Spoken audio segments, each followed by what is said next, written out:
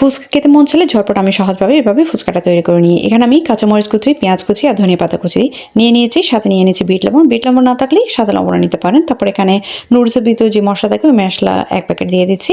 সাথে দিয়ে দিচ্ছি একটু করে লাল মরিচের গুঁড়ো।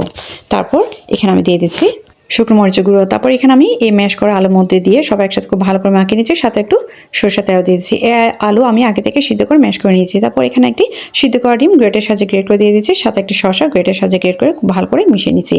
এখানে তেঁতুল, গরম পানি আর লাল মরিচের গুঁড়ো, সাথে অল্প একটু লবণ আর একটু চাট মশলা দিয়ে খুব ভালো করে মাখিয়ে নিচ্ছি। এখানে আমি গরম পানি দিয়ে তেঁতুলটাকে একটু করে ভিজিয়ে রেখেছি। তারপর সব একসাথে ছটকে মিশিয়ে এখানে আমি আগে থেকে বিচিগুলো ফেলে দিব। তারপর এখানে আমি ফুচকা ভেজে নিয়েছি। ফুচকা কয়েকটা এখানে একটু করে এভাবে করে গুঁড়ো করে দিয়েছি। তারপর এভাবে ফুচকাটা ভেঙে এবং ফুচকা কীভাবে খেতে হয় আপনারা সেভাবে করে এই ফুচকাটা খেয়ে নেবেন। ভিতরে এই আলু পুরটা দিয়ে উপরে একটু তেঁতুল দিয়ে বাস এখন খেয়ে নিলে হয়ে যাবে খুব মজাদার ঝটপট ফুচকা।